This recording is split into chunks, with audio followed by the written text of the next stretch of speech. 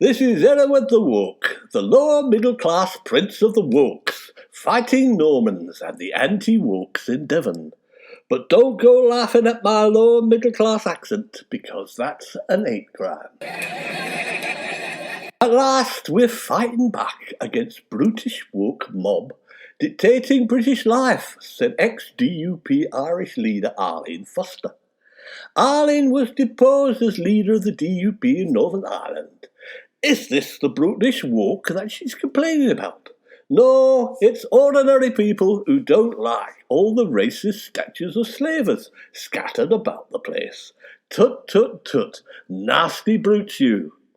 We can get rid of Arlene, but we can't get rid of a statue of a slaver. I suppose that makes sense in a funny sort of way. Arlene must be worse than a slaver then. Don't worry, Arlene, you're still part of the brutish Isles after all. We heard this week that banning lawyer Chubby Brown will only make him a free speech martyr. The thing about martyrs, Chubby, is that most of them get burnt at the stake. However, to give you your due, I think you'd be laughing and cracking jokes about faggots and witches as the flames burnt you to a cinder. Atta boy, you can't keep a good racist down without burning a few of them, can you? Boris Johnson's social care plan is a welfarist death spiral that must be stopped, they said this week. This sounds serious, but what is a death spiral? Is it a piece of art by Damien Hirst? And if I invest in it, will I have enough money by the time I'm 75 that I can be looked after for the rest of my life? I've got a better idea. Let's not bother to look after old people. Let's lock them in care homes and don't let them out next time there's a pandemic on. This week we were informed that Grenfell Tower is going to be demolished over safety fears.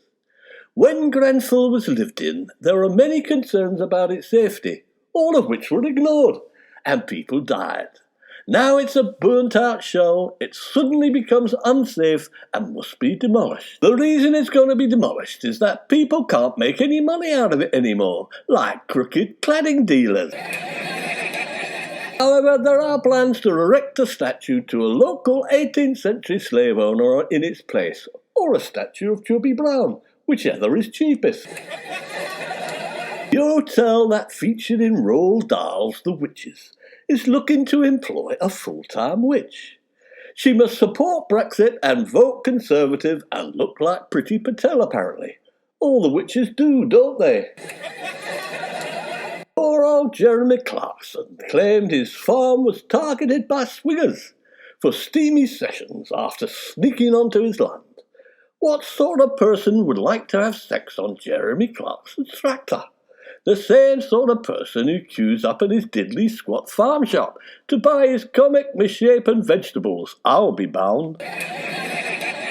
One saving grace is that Clarkson is cuddled up in bed with Caleb, while all this sort of stuff is happening.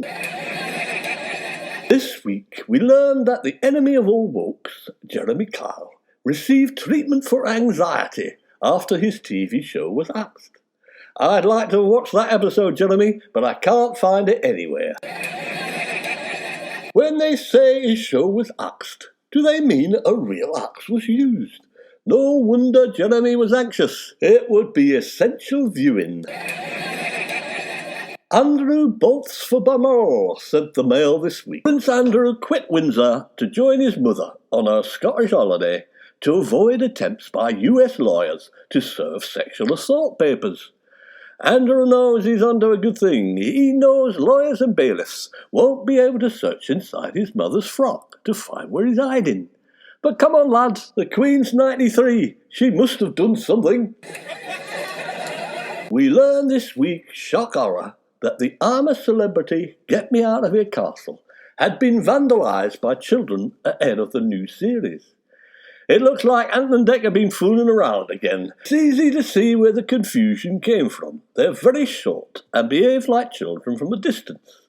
They're a bit peeved because they wanted to be in the jungle in Australia, didn't they? So kids in Wales have vandalised the celebrity Get Me Out of Here set in the UK. So what?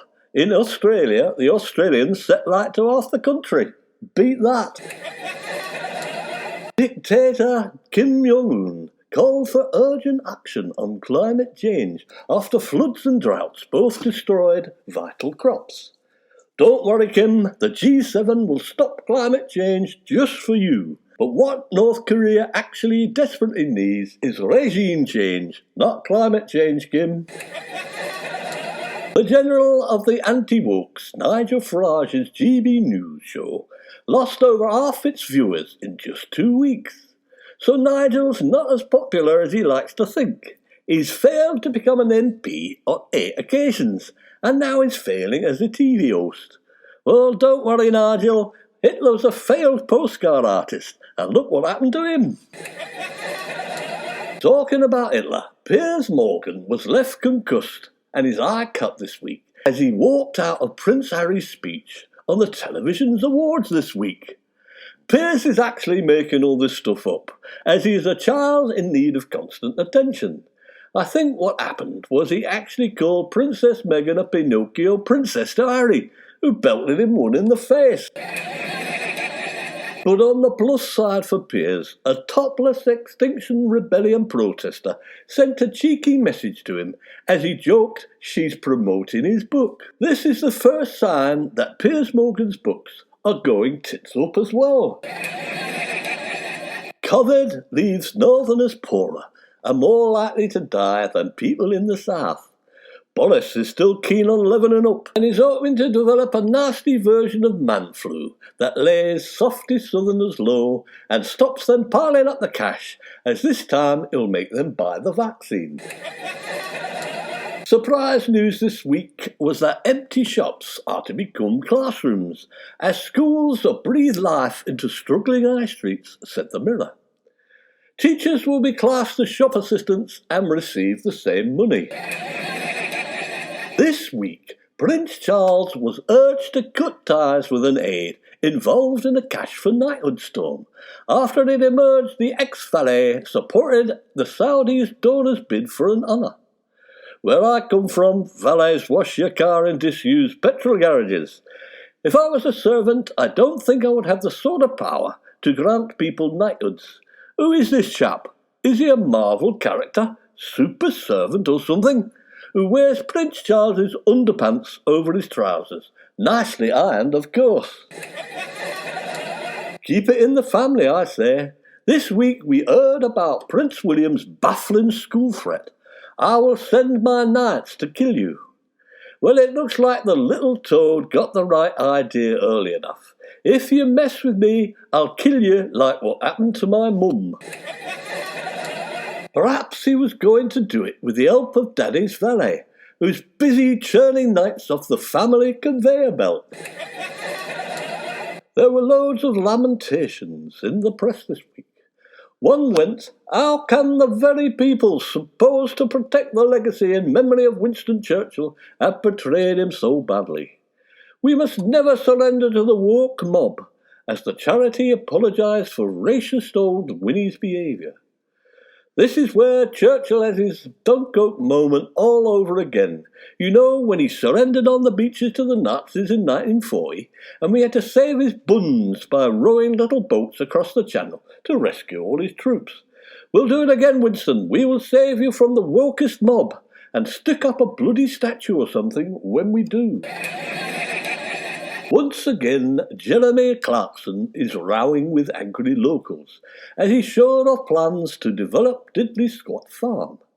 The Taliban have asked him to grow opium poppies and sell heroin in the farm shop. We also heard this week that Star Trek Spock was far from logical and wrong 83% of the time, the research has revealed. Dear old Dr. Spock must have been a Republican then.